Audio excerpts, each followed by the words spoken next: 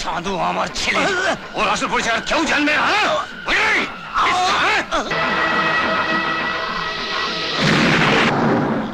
কলকাতার বুকে একই ধরনের 4-5টা মার্ডার হয়ে গেল, এখনো যিনি খুনিকে ধরতে পারলেন না, সে মহামান্য পুলিশ মন্ত্রী কি ভাবেন যে দেশের মানুষের কাছে এখনো তার সম্মান আছে? ওস্তাদ, দরজা খোলো, আমি মদন।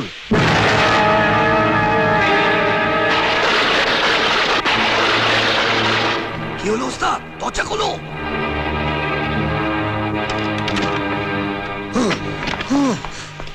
বাবা, কি ঝড় জল রে। তুই এখানে? দরজাটা বন্ধ করে দাও ওস্তাদ, নইলে তুমি কিন্তু বিপদে পড়ে যাবে।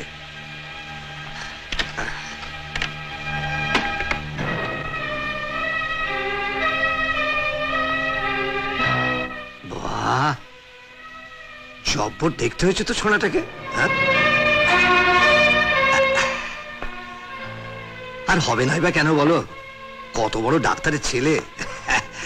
কি চাস? কিছু না। আরে বেড়ে খাওয়া তো ওস্তাদ, কাক ভেজা ভিজে গেছি, দুটো সুপটান মেরে না শরীরটা একটু গরম করে নেওয়া।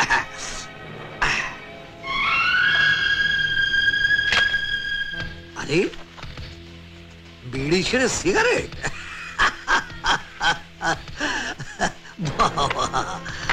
আর হবে নাই বা কেন বলো, কত বড় লোকের ড্রাইভার তুমি। আচ্ছা, কত বছর বাদে দেখা হলো বলো তো ওস্তাদ? তা প্রায় 7-8 বছর তো হবে, তাই না?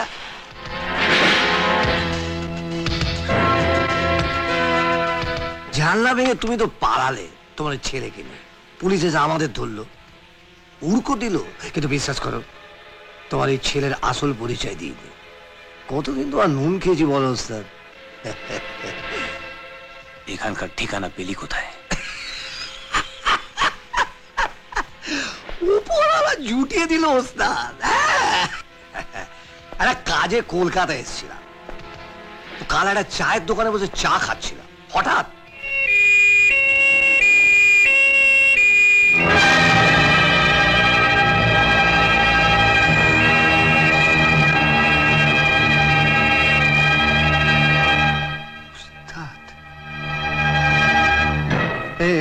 ভাই, কোন মন্ত্রী গাড়ি গেল ভাই? পুলিশ মন্ত্রীর গাড়ি। পুলিশ মন্ত্রী? আরে অন্ধ লোক পুলিশ মন্ত্রী বাড়ি চিনতে পারে, আর আমি তো দাও একটু পায়ের ধুলো দাও। না, তুমি সত্যি ওস্তাদ আছো।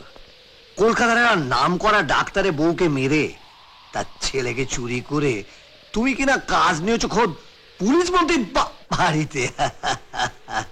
না, তোমার কলজে জোর আছে। এখানে এসেছিস কেন বল? কেন বাবা? কত টাকা? দাও, 1000 দিয়ে দাও। 10,000? আর তুমি তো মন্ত্রীকে চালাচ্ছ, মানে মন্ত্রীর গাড়ি চালক আর কি। তোমার আবার কিসের অভাব বলো? বলছিলাম কি, মাল্লুটা ফেলে দাও, আমিও ভোরে ট্রেনে ফিরে যাই। ঠিকানা তো দেখাই রইলো, যখন দরকার পড়বে চলে আসবে।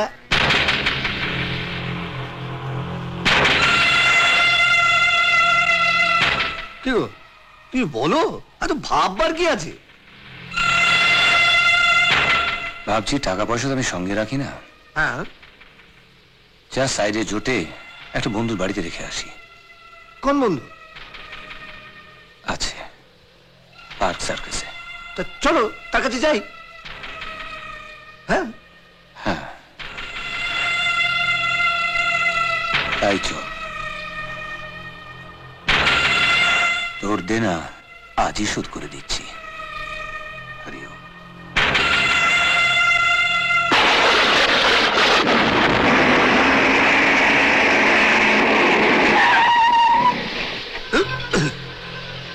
কি হলো ওস্তাদ, এখানে গাড়ি থামালে কেন?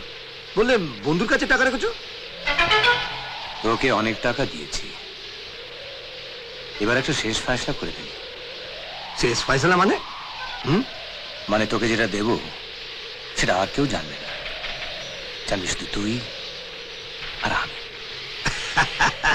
বাহ ওস্তাদ, বাহ, না তোমার মাথা আছে, হ্যাঁ? নেমে আয়, মাথার খেলাটা তোকে দেখাচ্ছি।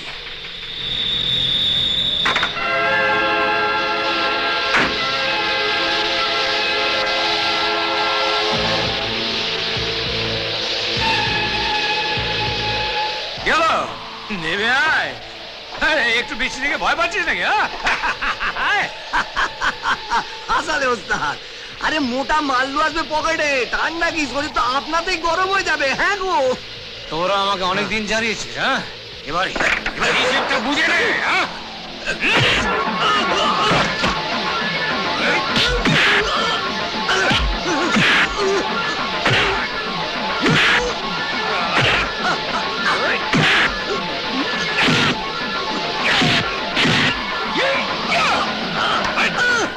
হিস্সা চাইছ না, হিস্সা? চাঁদু আমার ছেলে, ওর আসল পরিচয় আর কেউ জানবে না, হ্যাঁ? বুঝলি? হিস্সা, হ্যাঁ? ওই শালা!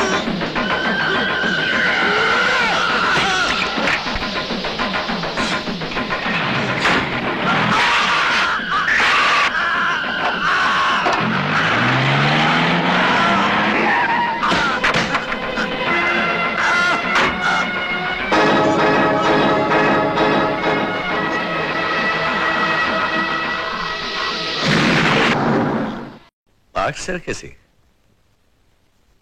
আবার স্টোনম্যান? ঠিক আছে, আমি এখনই আসছি। ভোলা, ভোলা, আগে আগে সাহেব, আমায় ডাকলেন সাহেব? অজিতকে এখনই গাড়ি বের করতে বলো। আগে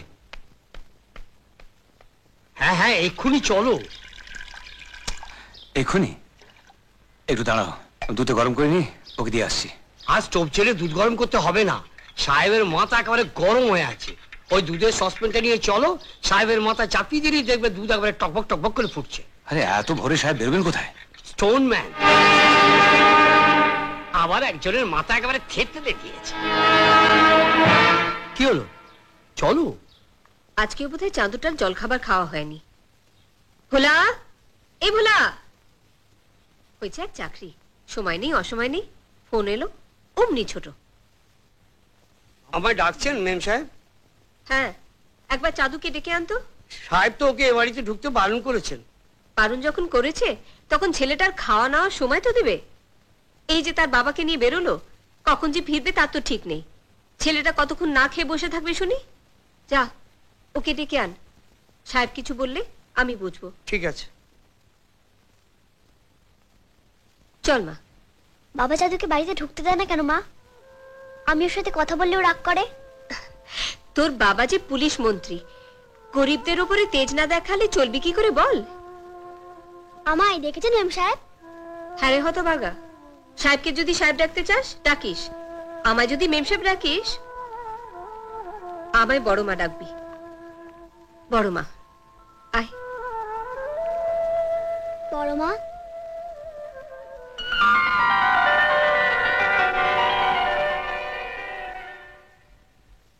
ও আমার মাকে মা ডাকবে কেন? আমি পাইনি মায়ের আদর স্নেহ, আমি পাইনি মায়ের আদর স্নেহ, পাইনি ভালোবাসা,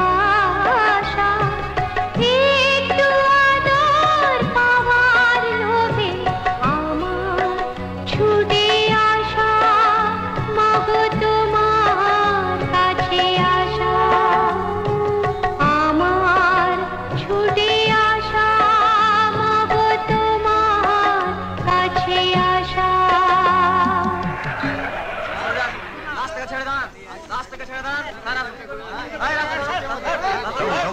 থামুন, আপনারা শান্ত হন, শান্ত হন, আপনারা শান্ত। আমি আপনাদের অনুরোধ করছি, আপনারা শান্ত হন, আমাদের কাজ করতে দিন। আমি আপনাদের সঙ্গে কথা বলছি, পুলিশকে তার কাজ করতে দিন, পুলিশকে লাশটা উঠিয়ে নিয়ে যেতে দিন। আমি আপনাদের কথা দিচ্ছি যে ভবিষ্যতে যাতে এ ধরনের ঘটনা না ঘটে তার জন্য প্রশাসন পুরো নজর রাখবে এবং 7 দিনের মধ্যে আমরা স্টোন ম্যানকে অ্যারেস্ট করবই।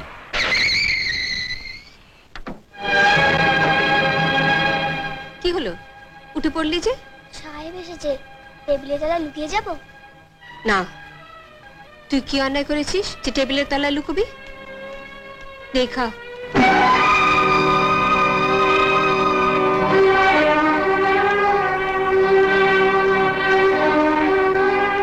তুই আবার এসেছিস? তুমি ওকে বকছো কেন? আমি ওকে ডেকেছি।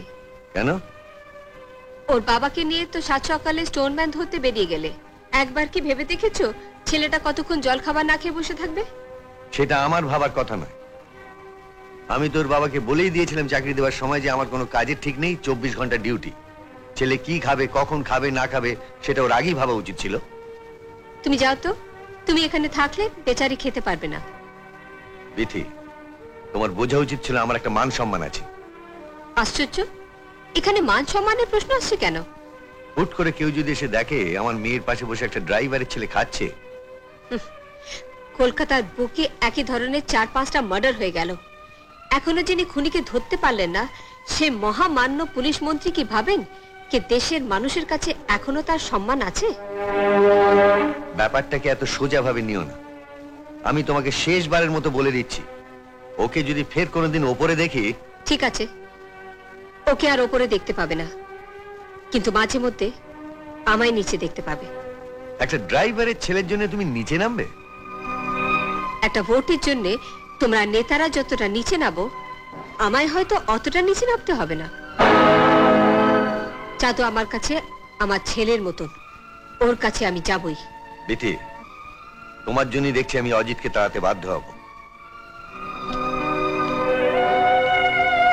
নে বাবা, তুই খেয়ে নে। এমন আরো অনেক ভিডিও দেখতে এই চ্যানেলটি সাবস্ক্রাইব করে নিন এবং পাশের বেল আইকনটি প্রেস করে দিন।